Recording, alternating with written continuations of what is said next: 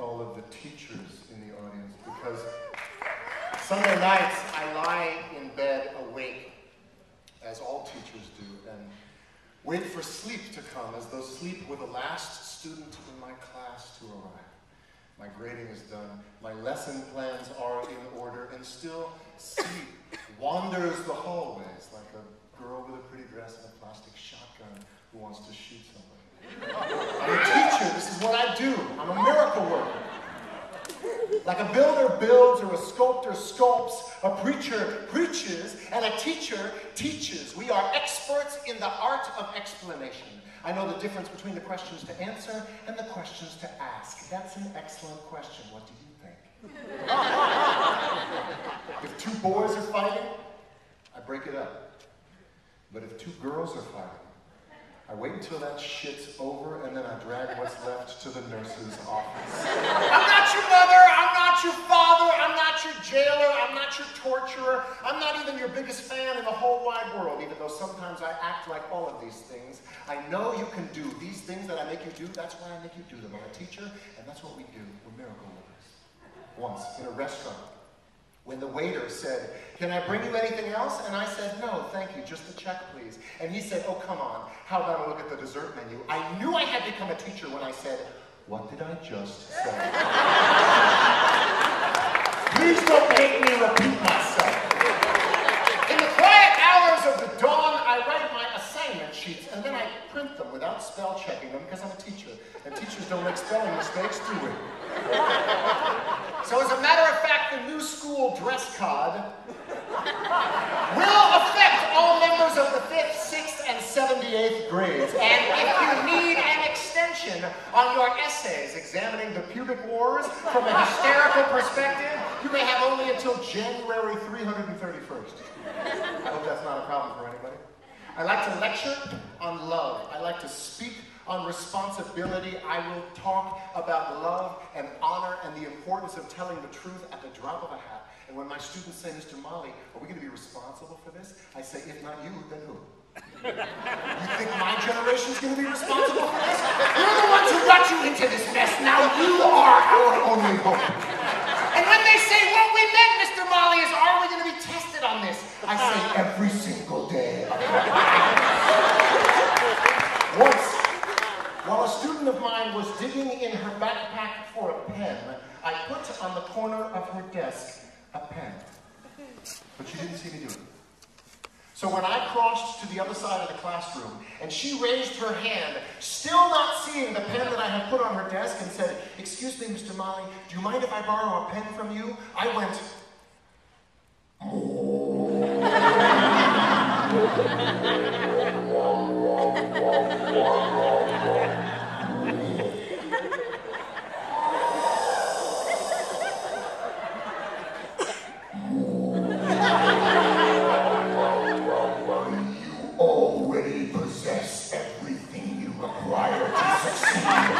including a pen.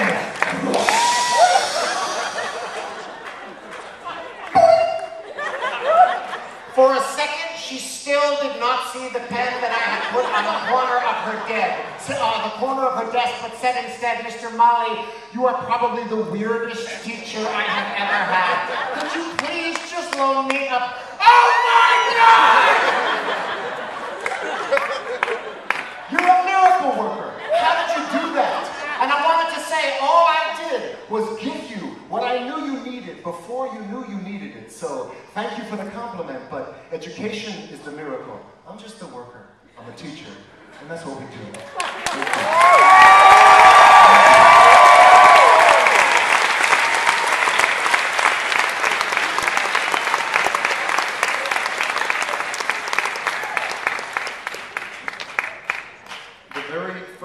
Tape recorders that you could get when I was a kid were about the size of a lunchbox, and you had to press both play and record at the same time in order to get them to record anything. And the condenser mic was really nothing more than 3 little lines flush with the body of the cassette recorder. And if you blew into it like this,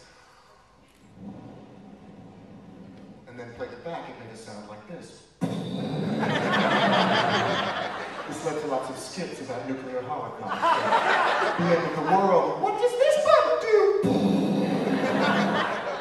And if you blew into it 3 times fast, like, and played it back, it sounded like this. This led to lots of cowboy and Indian skits and film noir skits, and I bet you knew it was going to end like this. An army skit, and it was an army skit that I was recording with my brother when I was 11 and he was 8, that I said the dirtiest thing I had ever said.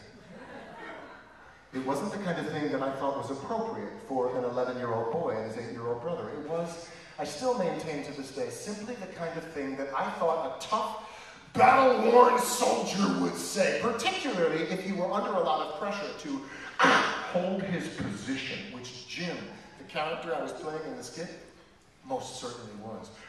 Jim, can you hold your position? The captain said. I was also the captain. And what I said was, what I made Jim say when he was asked by the captain if he could hold his position was this. Oh, I'll hold my position all right, Captain. Just as sure as a man fucks his dick. That was the toughest, machoest thing that I could think that a soldier would say. Oh, I'll hold my position all right, Captain. Just as sure as a man fucks his dick. Now, if I could go back in time, I would have the captain ask Jim a few follow-up questions. Jim, is that yes or no? Or possibly, Jim, are you gay? Because it's totally okay if you are. Or possibly even, Jim, how does a man fuck his own dick? We've been talking about it, we're not even sure it's anatomically possible. But I think that may have been the day, I think that may have been the moment, I think that may have been the line that made me realize I could become a writer. Because my brother looked at me with wide-eyed conspiratorial wonder and said, where did you come up with that? That is pure genius. Thank you.